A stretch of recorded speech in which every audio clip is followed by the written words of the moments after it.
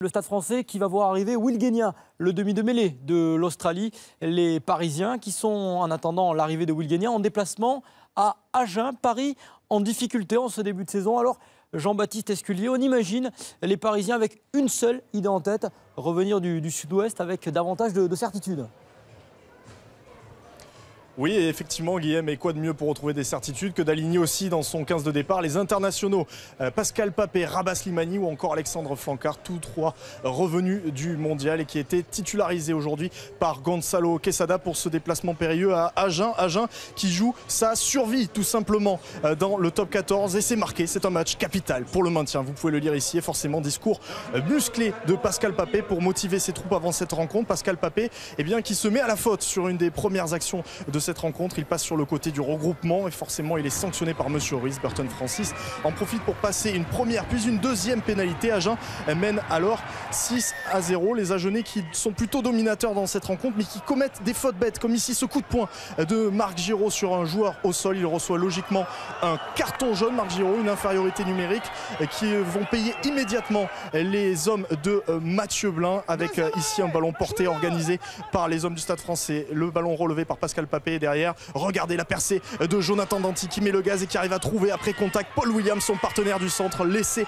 entre les poteaux inscrits par le joueur samoan. Mais on va revoir au ralenti que le départ de l'action, c'est bel et bien Jonathan Danty qui fait la majorité du travail, qui transperce le rideau agenais pour ensuite remettre à son partenaire et laisser imparable de Paris qui reprend les commandes 10-6 pour le plus grand dame de sans doute celui dont c'est le club de cœur, le Stade Français. Mathieu Blin qui entraîne aujourd'hui le SU Agen, assez déçu par l'entame de ses hommes et malheureusement Agen va arriver à réagir, heureusement plutôt par Burton Francis avec ici la course de Francis qui trouve un intervalle, qui trouve aussi son capitaine Mazar, le soutien avec une grosse faute parisienne, mais le jeu qui peut rebondir jusqu'à Mathieu Lamouli, l'arrière formé à Agen qui va inscrire son troisième essai de la saison et permettre à son équipe de reprendre les commandes dans cette partie, une action partie d'une initiative justement de Burton Francis, le demi d'ouverture décrié après sa prestation il y a 15 jours face à Bordeaux-Bègles, qui répond de la meilleure des manières pour permettre à sa formation de mener 13-10 à la pause. C'est Halloween mais on ne se fait pas peur du côté d'Agen, on reprend même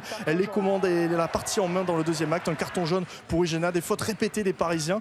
Burton Francis qui est encore présent pour sanctionner ces fautes répétées d'une pénalité, des fautes répétées comme ici avec Julien Thomas, le demi de mêlée qui vient se coucher sur le ballon et qui reçoit un carton jaune, 2 cartons jaunes en moins de 2 minutes pour les Parisiens à 13 contre 15. Forcément il y a des espaces qui s'ouvrent pour les hommes de Mathieu Blin avec ici Sadi, le 3/4 centre sud-africain qui s'est proposé pour Balès, une action très longue que l'on vous a écourtée mais le jeu qui rebondit tout le temps avec Burton Francis qui arrive à trouver une passe un peu désespérée pour Juan Duprez, mais le jeu et la continuité qui est assurée avec ici Ratouni qui arrive, le Fidjien à décaler pour Tilsley qui mange peut-être un surnom mais qui dans un deuxième temps va arriver à décaler Antoine Herbani pour le deuxième essai agenais dans cette partie. Agen qui se rassure et qui reprend un peu de large et un peu d'air dans cette partie, mais regardez à l'origine il y a cette passe en avant de Balès pour Sadi.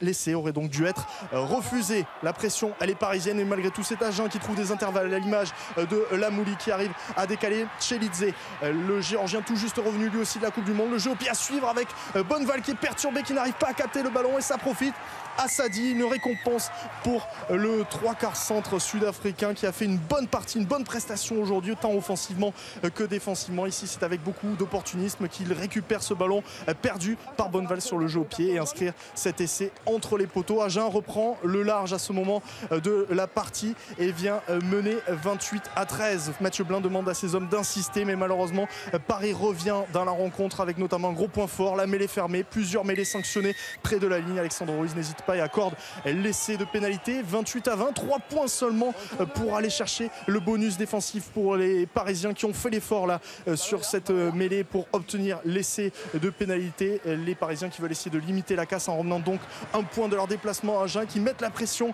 dans les dernières minutes avec ici une action où les Parisiens vont obtenir une pénalité légèrement sur la gauche des poteaux agenais. Forcément Gonzalo Quesada demande les 3 points parce qu'il faut ramener quelque chose de ce déplacement et Jules Plisson ne tremble pas. Le joueur parisien qui passe la pénalité. Succès agenais 28-23, bonus défensif pour Paris mais l'essentiel est assuré. Les Agenais se sont rachetés 15 jours après leur débâcle ici même à Armandie contre l'UBB.